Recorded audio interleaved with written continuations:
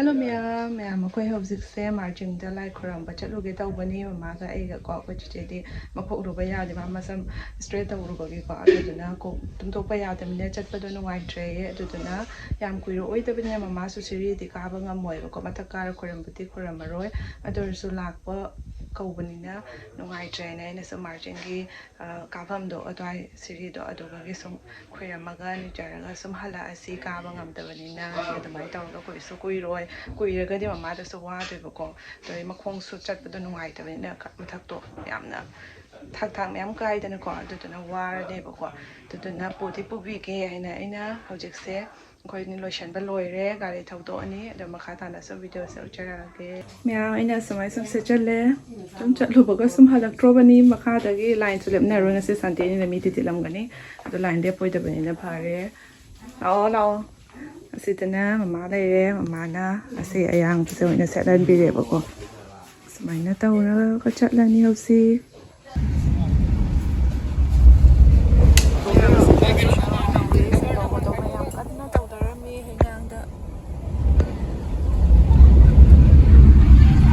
chaminare lo xin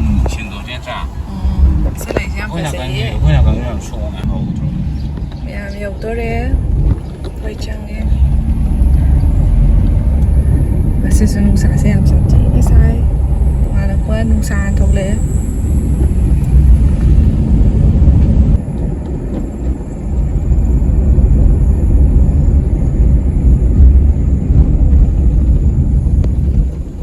udri ba ana itu matuan dah yang cenggi matuan dah tu mana kita jauh kau ya malah masih sangkul dengan ni ba kau dengan maroi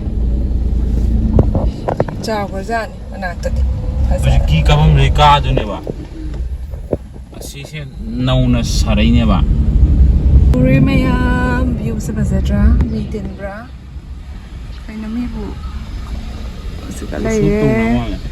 Hoy ne Kaya masida ko mage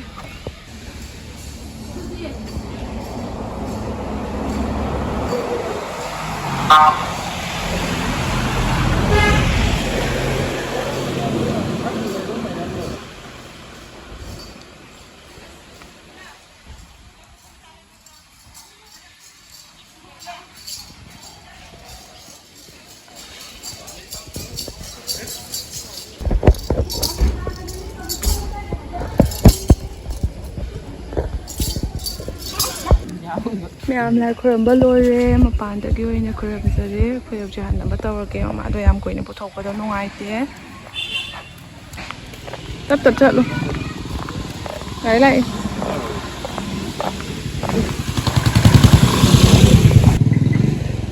karo hang dok biro ai shon phama ge ai chang ne da na se nang này những bất được ạ ya tao chả là em là bây giờ mà xí mua thô cái đó sẽ lấy vào bò chúng ta cái tổ cái ra mà khai ra mà thôi vậy để mua thô ní để dùng để xuống mua bây giờ cái đó lấy vào bò cái chỗ nào cái đó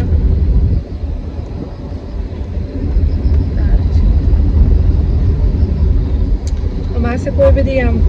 puningi makam na ko COVID daga do sa kay dili so na akoy da budi nagjar ko sa mamala din nungai roi ko COVID da su puning bani ado hoy la na so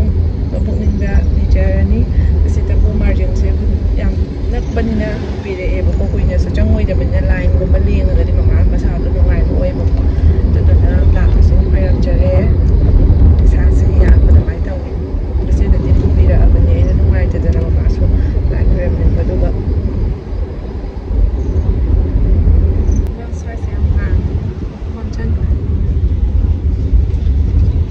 Ya mulai mana ada pulang besi. Kerja sati mulai yang parau ini ningsa bama atau bama ning batu saya. Macam boy sore tadi itu dah. Mana pulang mulai. Betul saya bo.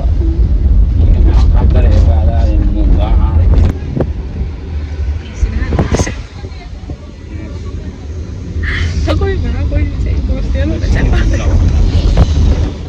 Ay, don't. Diba ako'y sa emotional na siya pa na yung TV, yung film, dahan ako. Kapag isin lang, kasi ako'y nagkapto. Kapag isin lang, ako'y pinapili ko, ako'y di sa tsaka na. Sige, harap ko ipili na, nung ay tabay pili na, di ba yan? Ako'y di ginigyan ko sa mag-ipili ba? Matang da susu tak dengan matang dalang bangga berso senu so na ina tarise asang na pabito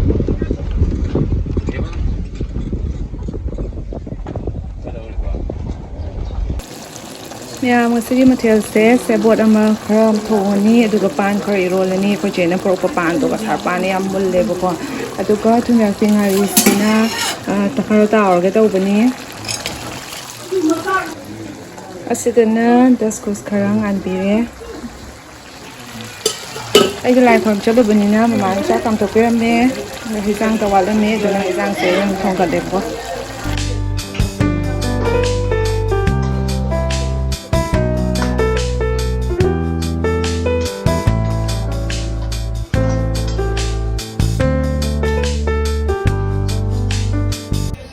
asidana pan ka thang se ro na balai re sang se nga macham le me pan se ma da chaminare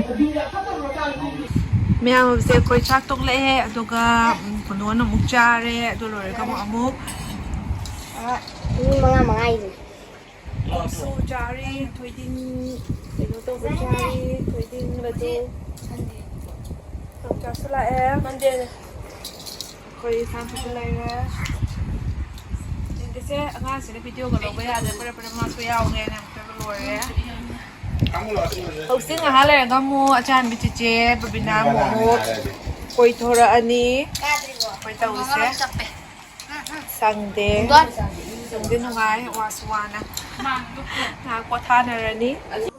Miam asidana disano gi pasta lejare asisina 100% durum wheat maidana seba pasta nate bako aduga protein yawi zero cholesterol trans fat free oigani artificial color su yaude hausa hawi aiso asise yam pami 100% vegetarian oiraga perfect 7 size oibado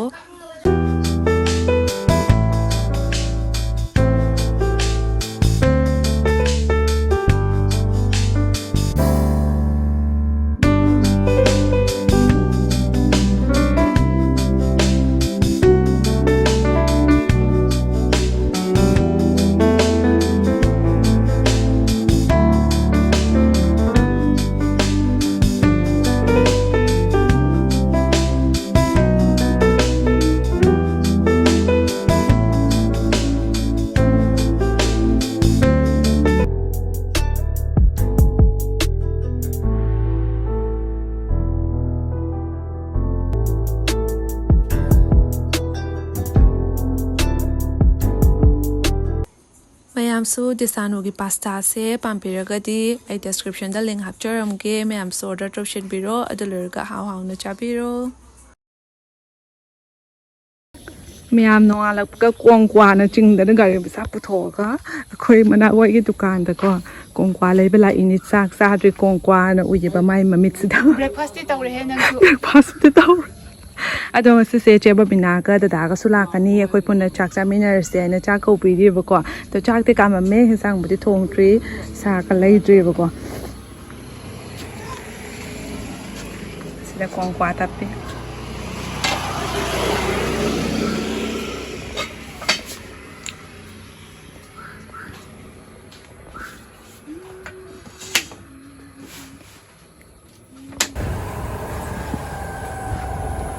Asiga ni akhoi mau thabal ga jong to se phil siga yo sang sports ka sia sanai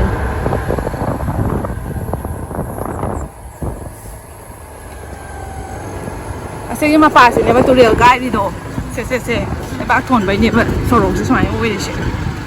ba sorong ba chat ba no hai tre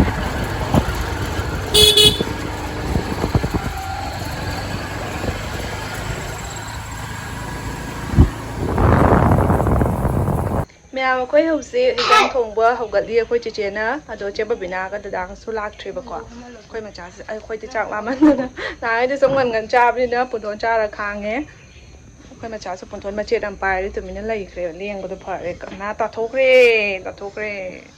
ꯀꯃꯥꯏꯅ ꯄꯥꯏꯔꯁꯤ ꯃꯃꯥ ꯑꯅꯤꯒ ꯕꯨꯕꯣꯛꯀꯗꯤ ꯆꯥꯛ ꯆꯥꯈ꯭ꯔꯦ ꯍꯩꯖꯥꯡ ꯃꯊꯦꯜ ꯃꯥꯟꯅꯗꯕꯅꯤꯅꯀꯣ ꯑꯗꯨ ꯊꯦꯡꯁꯨ ꯊꯦꯡꯉꯅꯤ ꯑꯩꯅ ꯍꯥꯎꯅ ꯆꯥꯅꯈ꯭ꯔꯦ ꯆꯦ ꯄꯕꯤꯅꯥꯒꯤ ꯉꯥ ꯑꯌꯥꯏꯕꯗꯨꯁꯨ ꯌꯥꯝ ꯍꯥꯎꯈ꯭ꯔꯦ ꯏꯔꯣꯝꯕꯒꯁꯨ ꯆꯥꯅꯔꯦꯕꯀꯣ ꯍꯥꯎꯁꯨ ꯍꯥꯎꯕꯅꯦ ꯑꯩꯒꯤ ꯀꯩꯅꯣ ꯇꯧꯔꯤꯉꯩꯗ ꯁꯨ ꯄꯨꯕꯤꯔꯛꯑꯝꯃꯦ ꯌꯥꯝ ꯍꯥꯎꯋꯦꯅ ꯑꯩꯁꯨ ꯌꯥꯝ ꯆꯥꯈꯤꯕꯀꯣ ꯑꯩꯈꯣꯏ ꯆꯤꯆꯦ ꯚꯤꯗꯤꯑꯣꯁꯨ ꯃꯥꯁꯨ ꯚꯤꯗꯤꯑꯣ ꯃꯇꯦꯛ ꯑꯃ ꯅꯝꯃꯤ ꯑꯩꯁꯨ ꯚꯤꯗꯤꯑꯣ ꯃꯇꯦꯛ ꯃꯌꯥꯝ ꯑꯁꯤꯒꯤ ꯗꯤꯁꯥꯅꯣꯒꯤ ꯑꯣꯂꯤꯚ ꯑꯣꯏꯜꯁꯤꯅ 100% ꯄꯤꯌꯣꯔ ꯑꯃꯗꯤ ꯀꯣꯜꯗ ꯄ꯭ꯔꯦꯁ ꯑꯣꯏ ꯑꯁꯤꯅ ꯃꯍꯥꯎꯁꯨ ꯂꯩꯍꯜꯂꯒ ꯍꯛꯆꯥꯡꯗꯁꯨ ꯐꯕꯗꯣ ꯑꯣꯏꯒꯅꯤ ꯅ꯭ꯌꯨꯇ꯭ꯔꯤꯌꯦꯟꯁ ꯃꯌꯥꯝꯁꯨ ꯌꯥꯎꯋꯤ ꯔꯤꯆ ꯏꯟ MUFAN ꯍꯦꯜꯗꯤ ꯐꯦꯠꯁ ꯍꯥꯔꯠꯀꯤ ꯍꯦꯜꯇꯁꯨ ꯁꯄꯣꯔꯠ ꯇꯧꯒꯅꯤ ꯔꯤꯆ ꯏꯟ ꯑꯦꯟꯇꯤ ꯑꯣꯛꯁꯤꯗꯦꯟ ꯖꯦꯔꯣ ꯀꯣꯂꯦꯁꯇꯔꯣꯜ ꯑꯃꯗꯤ ꯇ꯭ꯔꯥꯟꯁꯐꯦꯠ ꯐ꯭ꯔꯤ ꯑꯣꯏ ꯑꯁꯤꯒꯤ ꯑꯣꯂꯤꯚ ꯑꯣꯏꯜꯁꯤꯅ ꯁ꯭ꯄꯦꯟꯗꯒꯤ ꯁꯦꯝꯕ ꯑꯣꯂꯤꯚ ꯑꯣꯏꯜ ꯑꯣꯏꯗꯣꯏꯅꯦꯕꯀꯣ ꯅꯝꯃꯤ ꯑꯩꯈꯣꯏꯅꯤ ꯚꯤꯗꯤꯑꯣꯗ ꯁꯨꯝ ꯆꯦꯅꯦꯜꯗ ꯁꯨꯝ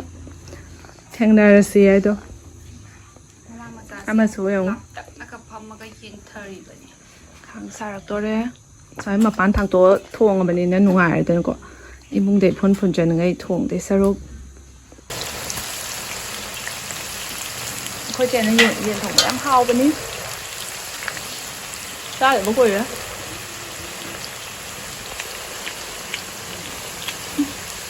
ꯆꯥꯛ ꯂꯥꯝꯃꯦ ꯌꯥꯗ꯭ꯔꯦ Kena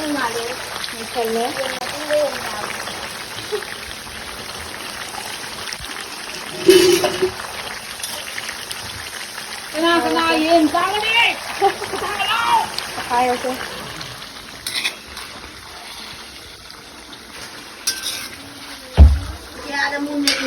Ni umur mai bro. ꯂꯩ Ama hapin dia. ꯃꯈꯥꯔꯣꯝꯗ ꯅꯣꯡ ꯌꯥꯝ ꯂꯥꯛꯏ ꯌꯦꯡꯉꯣ ꯃꯆꯦꯠ ꯃꯆꯦꯠꯅꯤ ꯑꯁꯣꯝꯗꯅ ꯑꯃꯨꯛ ꯅꯨꯡꯁꯥꯅ ꯂꯪꯈ꯭ꯔꯦ ꯑꯁꯣꯝꯗꯅ ꯑꯃꯨꯛ ꯅꯣꯡ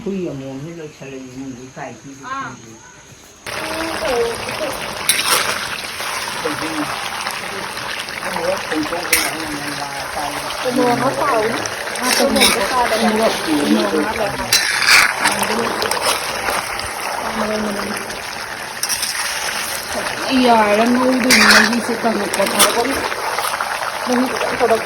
Kau makan ni satu yang. Ya, kau. Kau sentuh orang ini dah.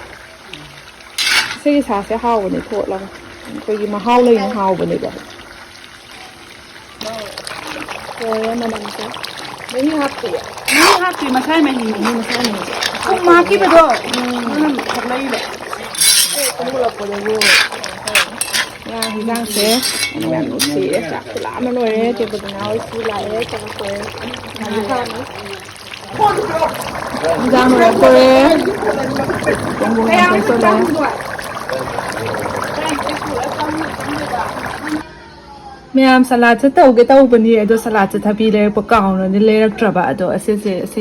ꯇꯦꯡꯅꯧꯔꯥ ꯑꯁꯤ ꯇꯦꯡꯅꯧꯁꯦ ꯆꯦꯕꯕꯤꯅꯥ ꯄꯨꯔꯛꯏꯅꯦ ꯌꯥꯝ ꯐ꯭ꯔꯦꯁ ꯑꯣꯏ ꯑꯩꯈꯣꯏ ꯆꯦꯗꯤ ꯌꯥꯝ ꯄꯥꯝꯖꯩ ꯑꯁꯨꯃꯥꯏꯅ ꯀꯣꯠꯄꯁꯦꯀꯣ ꯑꯗꯨꯒ ꯆꯝꯄ꯭ꯔꯥꯁꯤꯁꯨ ꯆꯦꯕꯕꯤꯅꯥ ꯄꯨꯔꯛꯏꯅꯦꯕꯀꯣ ꯑꯗꯣ ꯑꯁꯤ ꯆꯝꯄ꯭ꯔꯥꯁꯦ ꯆꯥꯔꯅꯤ ꯑꯗꯨꯒ ꯑꯁꯤꯗꯅ ꯊꯕꯤꯁꯦ ꯁꯨꯃꯥꯏꯅ ꯑꯣꯏꯅ ꯁꯣꯏꯔꯦ ꯁꯨꯃꯥꯏꯅ ꯁꯥꯏꯠ ꯑꯣꯏꯅ ꯆꯤꯛꯑꯒꯦꯅꯀꯣ ꯃꯌꯥꯝ ꯑꯁꯤꯗ ꯍꯤꯟꯖꯥꯡ ꯂꯩꯔꯦ ꯋꯥ ꯋꯥ ꯂꯥꯎꯅꯔꯦ ꯇꯧꯔꯤꯁꯦ ꯑꯩꯈꯣꯏ ꯆꯥꯔꯨꯛ ꯊꯔꯝꯗꯥꯏꯒꯤ ꯂꯥꯡꯅꯕꯗꯨ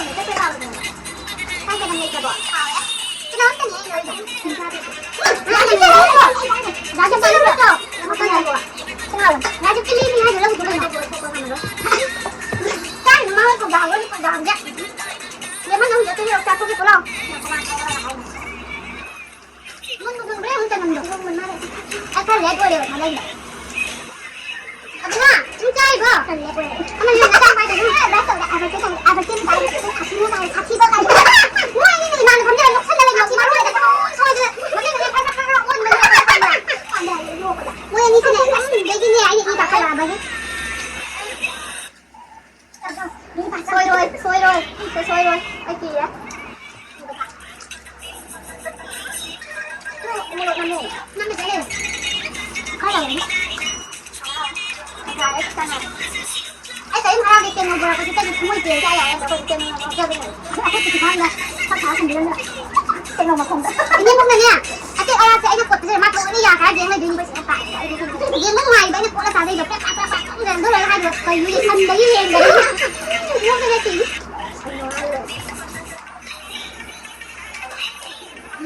cái này quá kìa